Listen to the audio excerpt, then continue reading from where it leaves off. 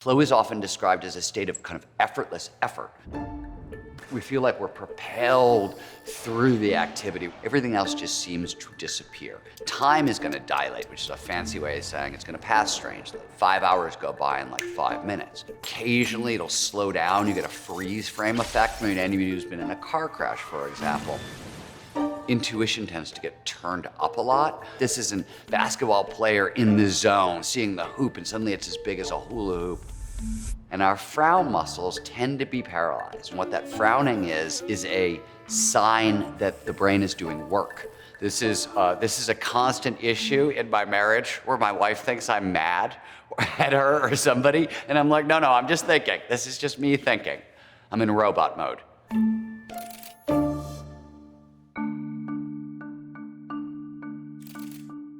My name is Steven Kotler. I'm a writer and a researcher, and my latest book is The Art of Impossible. Flow itself, actually, the term is coined by Goethe, who uses the German word Rausch, which means overflowing with joy. Nietzsche actually wrote about flow.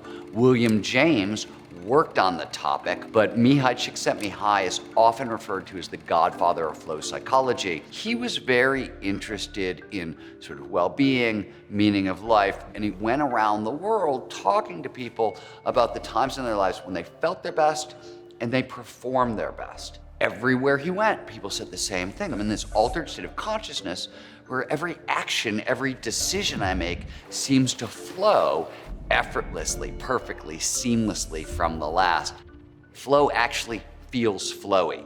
More specifically, it refers to any of those moments of rapt attention and total absorption. You're so focused on the task at hand, so focused on what you're doing, everything else just seems to disappear. But one of the things that athletes talk about a lot is what they call the voice. Often when I'm skiing in flow, I will get directions, right, left, do this, do that, and it's very quick. You either do what the voice is telling you to do, or you tend to crash.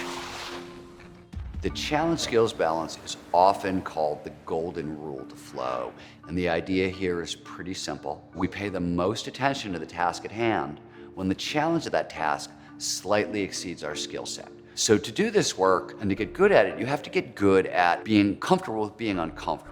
So you want to stretch, but not snap.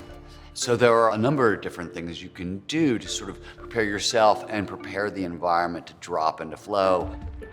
The flow triggers are your toolkit.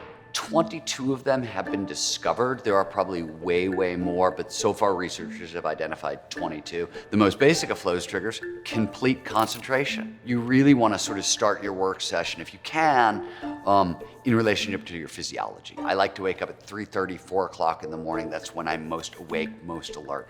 I am married to a night owl. My wife doesn't wake up till 5, 6, 7 o'clock, 8 o'clock at night. That's when her brain comes alive. And then you want to try to block out 90 to 120 minutes for uninterrupted concentration. Practice distraction management ahead of time. So you want to turn off your phone, turn off email, Twitter, Facebook, Instagram, etc. All your messages, all your alerts. There was a study where they found that coders in flow, if they get knocked out by distraction, a knock at the door, a text alert or whatever, it can take them 15 minutes to get back into flow. If they can get back in at all, flow only shows up when all of our attention is in the right here, right now. One way to kind of explore flow triggers, there's a cluster of them that are predominantly dopamine triggers. They drive focus, they drive attention, they drive alertness, and excitement. And there's a lot of different ways to get dopamine.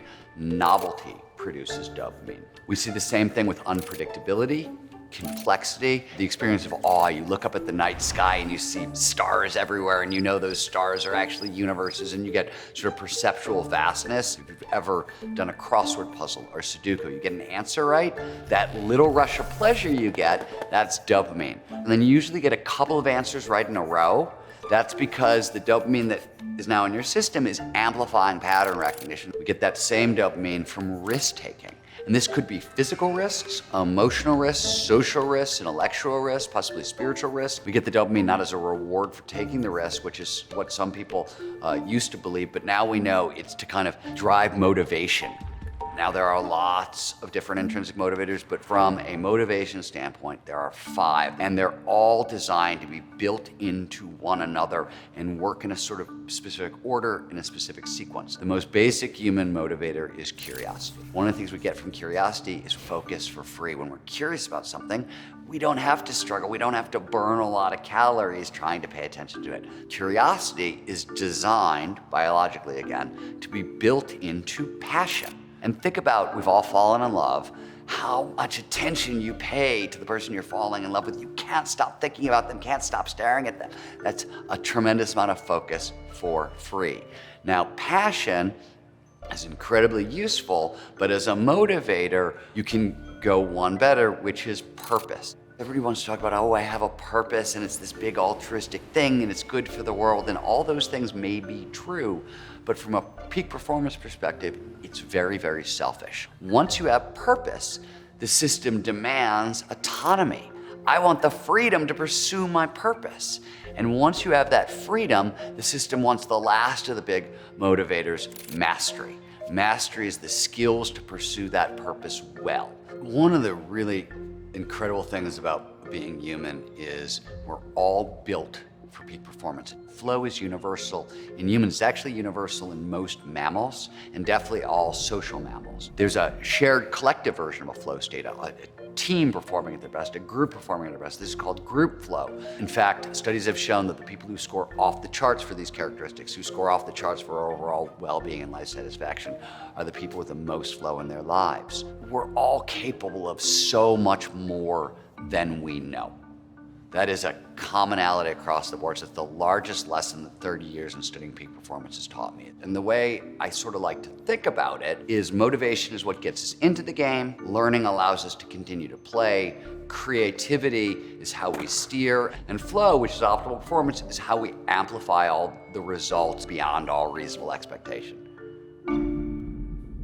Get smarter, faster with videos from the world's biggest thinkers. And to learn even more from the world's biggest thinkers, get Big Think Plus for your business.